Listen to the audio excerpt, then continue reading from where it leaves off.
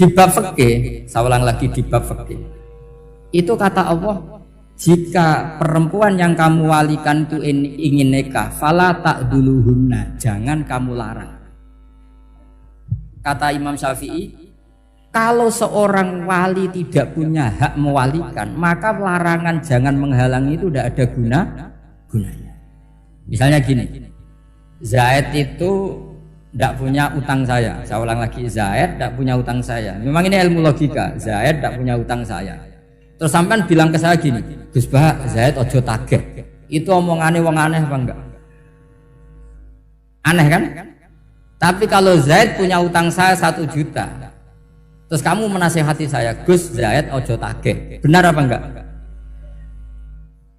Wali itu punya hak melarang. Saya ulang lagi, wali berarti punya hak melarang putrinya tidak nikah. Sehingga diperintahkan Allah, kamu jangan pernah melarang. Berarti punya hak melarang.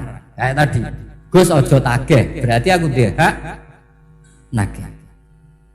Misalnya otoritas bandara ATR, pesawat Boeing sekian-sekian Lion, bolehkan landing di sini.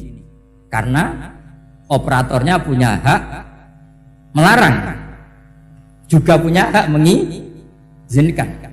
Tapi kalau orang lain kamu bilangin pesawat Lion nggak boleh landing di Semarang, orang lain yang nggak terkait dengan otoritas itu, aneh nggak omongan itu? Aneh. Kalau wali dilarang menghalangi perempuan ingin nikah harus memberi izin maksudnya, maka berarti wali punya hak menikahkan. Paham yang saya maksud? Makanya Imam Syafi'i mensyaratkan seorang perempuan yang nikah harus pakai wali. Jadi segampang itu. Kitab Ar-Risalah menerangkan ulumul Quran. Dan dalam banyak hal ulama dulu itu, makanya saya tadi berjanji, karena Quran itu bisa kamu baca fasih, kamu dengerin suara enak ya enak, kamu dengerin logika yang enak ya enak. Jangan sampai kamu tidak dua-duanya. Suaranya sudah tidak enak, logikanya tidak enak, itu kacau namanya. Ketika Imam Syafi'i ditanya bagaimana hukumnya uzubah, uzubah itu nggak nikah.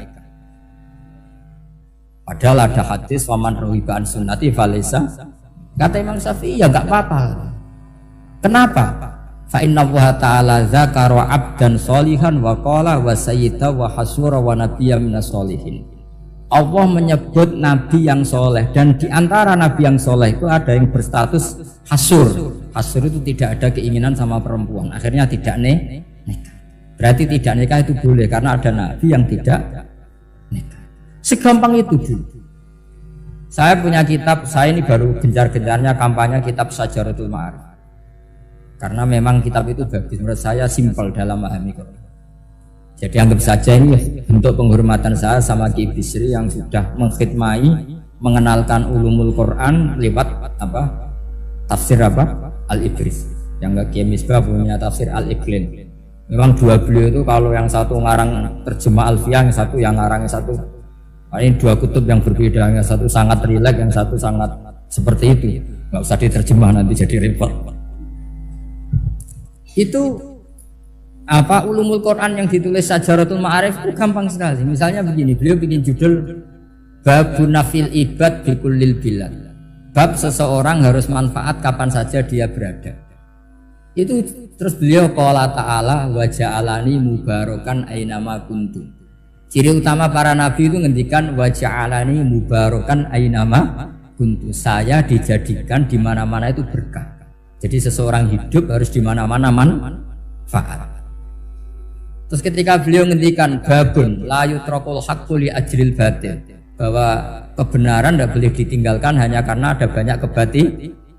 Beliau terus ngendikan inna sofal marwata min sya'airillah faman hajjal baita wa atamara fala junaha alaihi ayat tawafa bihim. Jadi di Sofa itu ada berhala namanya Isaf, di Marwah ada berhala namanya Nailah, atau sebaliknya pokoknya Isaf dan Nailah. Terus sahabat kalau mau sa'i itu merasa dosa karena harus melewati berhala-berhala itu. Sehingga mereka tanya, ya Rasulullah, saya ini tetap tawaf gak? Padahal di tempat-tempat itu ada berhala. Terus kata Allah, tetap tawaf. Nah, tetap tawaf ini artinya apa? Melakukan barang hak meskipun di situ banyak kebatilan. Itu manhajnya para orang-orang alim kita. Mbah Mun, Mbah Mus itu ya berkawan sama orang yang macam-macam. Kamu tidak usah ngeritik. Itu fikihnya sudah kelas tinggi. Fikihnya tuh la yutrakul haqqu li ajlil batil. Saya di mana-mana cerita. Saya punya kitab namanya Khilyatul Auliya wa Tabaqatul Asfiya. Itu syarat kamu kalau daftar wali harus punya kitab itu. Khilyatul Auliya wa Tabaqatul Asfiya. Itu karangannya Abu Nu'aim Al-Asfihani. Kitab itu yang jadi indukan Ihya ketika menyebut manaqibul akhyar. Kita tahu Ihya kalau bab tasawuf mengikuti Kutil Qulub yang dikalang Abu Thalib Al-Makdi. Kalau fikih tentu beliau mengikuti Imam Haromain gurunya, yaitu kitab Nihayatul Matlab fi Dirayatil Madhab. Kalau manaqibul akhyar beliau mengikuti kitab Khilyatul Auliya. Dan mengikuti itu penting kalau dalam tradisi kiai. Enggak boleh seorang kiai kok mikir sendiri, namanya mustakil. Kalau mustakil itu mubtadi', bikin tatanan baru dalam agama. Justru ulama itu harus niru sebelumnya karena sanad itu harus musalsal, enggak boleh.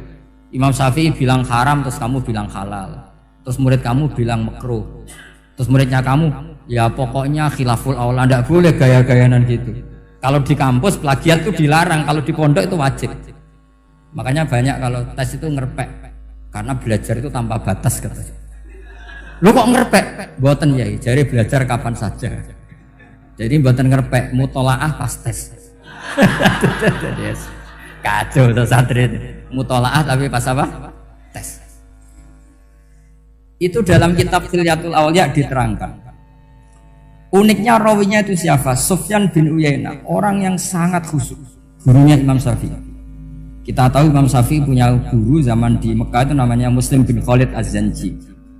Dalam hadis ngikuti Sufyan As-Tsauri sama Ibnu Uyainah. Tapi beliau intisabnya lebih ke Imam Malik ketika ngaji apa? Muwatta. Terus beliau punya guru usul fikih namanya Muhammad bin Hasan Asy-Syaibani. Itu Sufyan bin Uyainah dalam kitab itu diceritakan. Pernah suatu saat Isa sama Yahya, ini supaya saya tahu fikihnya Mbah Mun, fikihnya Mbah Mus. Isa sama Yahya itu satu nabi yang sama-sama muda, yang satu angkatan. Saya berkali-kali cerita, nabi yang satu angkatan itu ada 3, tapi yang 2 ini nggak level, yaitu Ibrahim dan Lut. Tapi nggak level karena Lut itu adalah pernah keponakan siapa? Ibrahim. Musa dan Harun, tapi Harun itu nggak levelnya Musa karena dia jadi nabi berdasar proposal Nabi Musa. Jadi Nabi Musa itu alsat, agak pelak, sehingga beliau kalau menjelaskan kesulitan terus pakai jubir.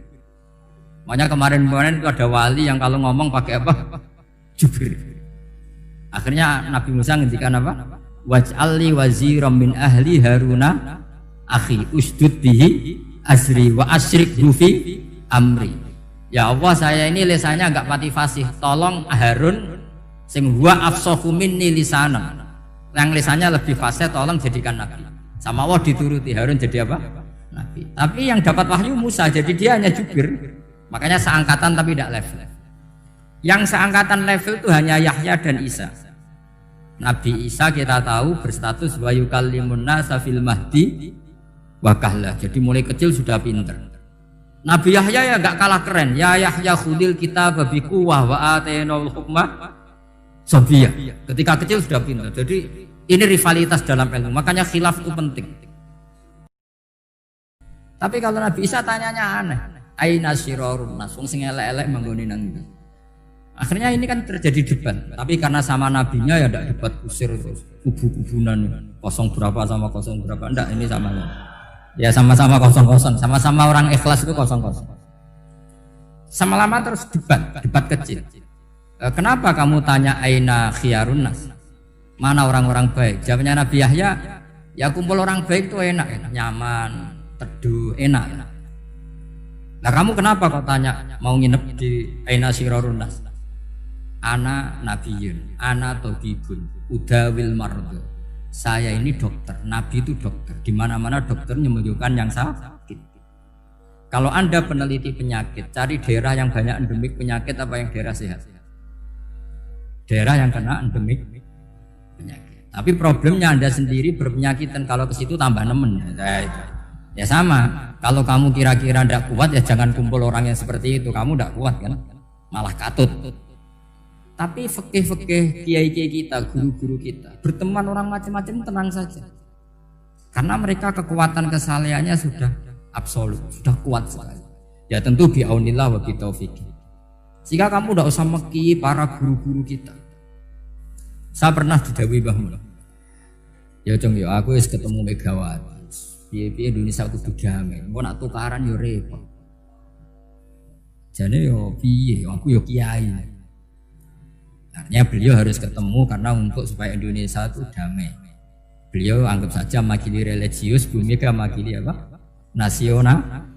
Dan Indonesia damai itu kalau ada kerjasama antara kaum nasionalis dan kaum apa? Religius. Jadi yang namanya damai itu penting sekali. Sampai Rasulullah itu pernah berdamai sama orang yang jelas-jelas kafir. Apalagi Indonesia belum sampai seperti itu. Yaitu kita tahu dalam Sulh Hudaybiyah Nabi berakad damai sama Suhail bin Amr padahal kafir. Nah, kalau kamu Qur'annya sudah seperti itu, maka Qur'an itu punya kekuatan yang luar biasa. Ketika Sayyidina Ali konflik sama Sayyidina Muawiyah itu dirumuskan kita berdamai. Setelah kita berdamai terus ada pertanyaan begini. Lalu orang yang sedang konflik itu nak ketemu raine, roh raine wis ra seneng. Ning dinggon jenenge konflik ketemu raine wis ra seneng. Oke, kita pakai mediator kata Sayyidina Ali. Akhirnya Sayyidina Ali pakai mediator, Muawiyah pakai mediator. Terus orang Khawarij bilang, dalilnya apa mediator itu? Enggak ada Qur'annya. Itu orang Khawarij.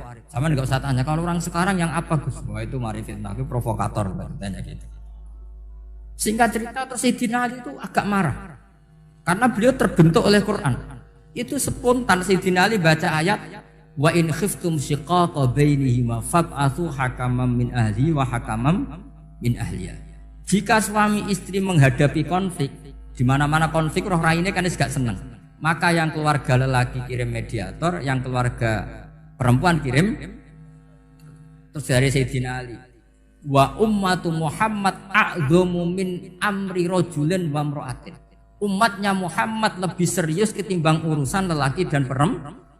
Wong suami istri saja kalau konflik butuh mediator, apalagi hadhil segampang itu mereka istidlal. Jadi mediator dalilnya mana ya? Dalilnya wa in khiftum shiqaqa bainihima fab'atsu hakaman min ahli wa hakaman min ahli. Dulu Quran itu seperti itu. Nah sekarang problemnya Quran itu tidak dikaji seperti itu sehingga fasihul ibarat atau fasihul akli atau balaghatut